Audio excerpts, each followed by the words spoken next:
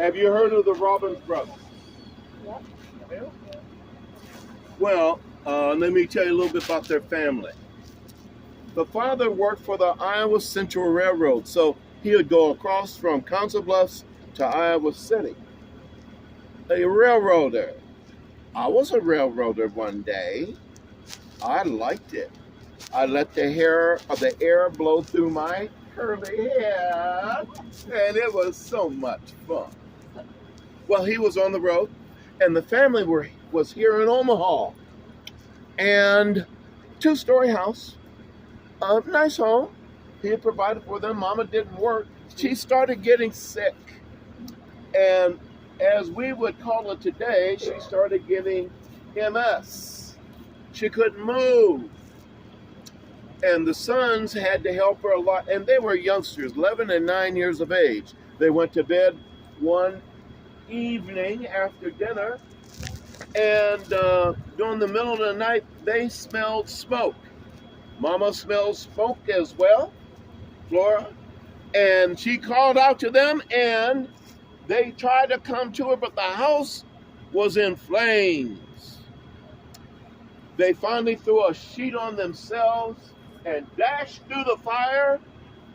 While catching the sheets on fire, they pulled her out the bed and drug her out the door and down the hallway and down the stairs.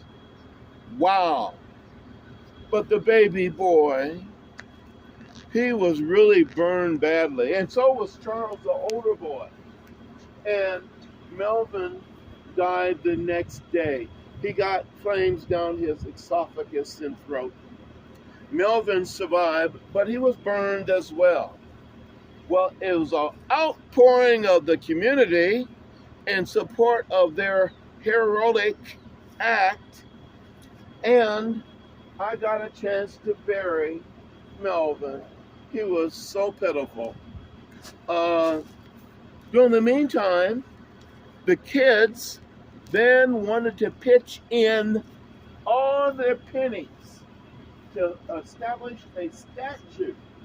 And the mayor and the governor and other elected officials and ministerial people came forth, and they bought this monument and dedicated to him with one caveat. The school that they were in was called Franklin Elementary School. Do y'all know where that's at? In South Omaha? I said South Omaha. And lo and behold, they dedicated it to them. But that's not the rest of the story. There was a janitor that worked there during that time and thereafter, and he was there for 52 years. And so one night, he got a phone call in the middle of the night. Well, back in those days, telecommunication wasn't all that good. And he said, all right, someone's in the school. Someone's in the school. Y'all, how do you know that? Because the lights are all on. So he then jumped in his little jalopy and went up to the school. Sure enough, the lights were on. He said, what in the world? Now, wait a minute. I told my son Gary to put up those basketballs in the gym. I bet he didn't do it. And he didn't turn off the lights neither. I'm going to tear him up when I get home. So he turned off the lights.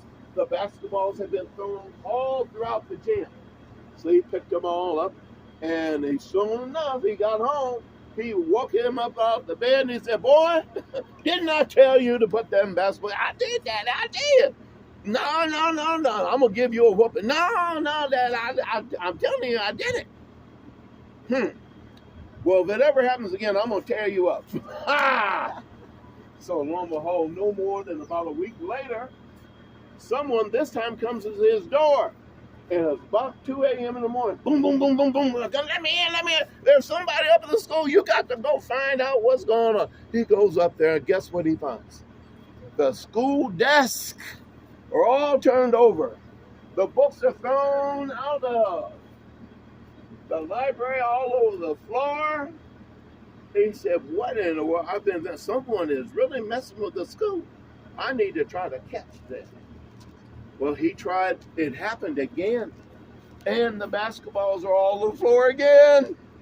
He said, that boy, I'm telling you, I'm going to tear him up this time. I'm going to get my barber strap out. Y'all ain't never seen a barber strap, have you? Yes, I have. And that sucker stings. It'll make you dance. So lo and behold, he told him again, now I'm gonna tear you up. I didn't do it, Dad, I didn't do it. Okay. Third time's the charm. Happened again. He said, no, Lord, I don't know what this is. So he worked there a few more years and ends up having a heart attack and dies.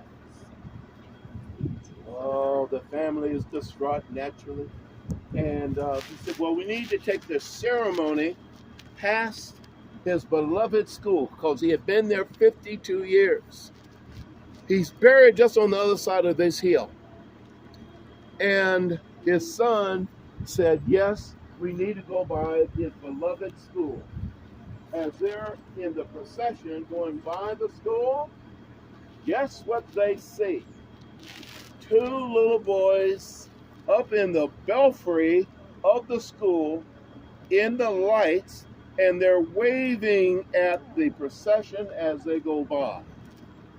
Well, that little boy turned out to be a professor of history and a teacher at University of Omaha and a South High School leader in the history classes at South High. That person is named Gary Castrick, one of the leading historians of the city.